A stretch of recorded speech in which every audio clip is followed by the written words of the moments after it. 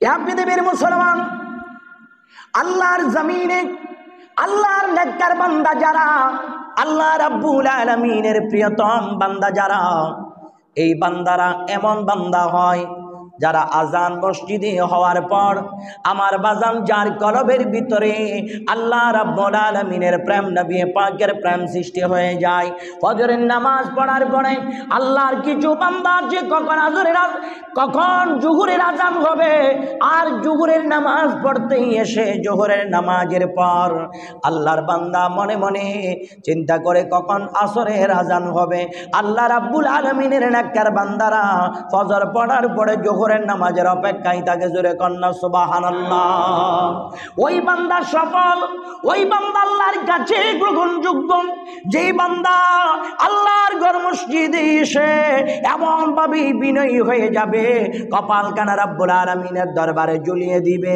আল্লাহ রাব্বুল আলামিনের সাথে এমন একটা প্রেমের সম্পর্ক হয়ে যাবে। আল্লাহ বলে কদ আফলাহাল মুমিনুনাল্লাযীনা হুম ফি সালাতিহিম খাশিউন। সুবহানাল্লাহ বলুন। রাব্বুল আলামিনের কাছে আল্লাহর ওই বান্দার নামাজ কবুল হয়ে যায় যেই বান্দা নামাজের মধ্যে খুশু রাখেন, আল্লাহর ভয় নবীজির মুহাব্বত রাখেন, যে এক ওয়াক্ত নামাজের পরে আরেক ওয়াক্ত নামাজের জন্য বারবার জিকির করতে থাকে, তাইলে বোঝা যায় ওই বান্দার কলবের ভিতর দুনিয়ার কোনো চিন্তা চেতনা নাই। সেই বান্দার কলবের ভিতর বারবার আরেকবার ফজর, আরেকবার আসর, আরেকবার মাগরিব, আরেকবার ঈশা, আরেকবার জোহর নামাজ আসবে, সেটার অপেক্ষায় থাকে। জোরে বলুন না সুবহানাল্লাহ।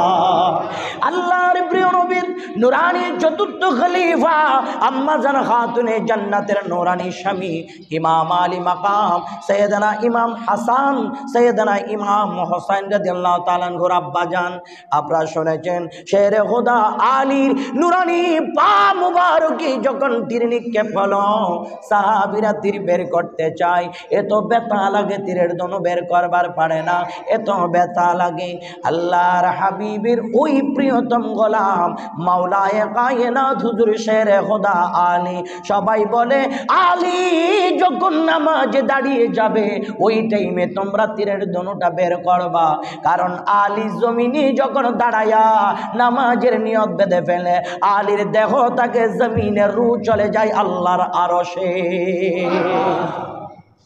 ওই নামাজ আমি আর আপনি পড়ি, ওই নামাজের জন্য রাসূল করিম বলে উম্মত আসো। ওই নামাজের জন্য বান্দাকে বারবার আল্লাহ তাআলা আহ্বান করে, এ দুনিয়ার মুসলমান, ওই জুমার দিন 5 ওয়াক্ত নামাজ, টোটাল কথা কোনো নামাজের প্রতি আমাদের কোনো কদর নাই।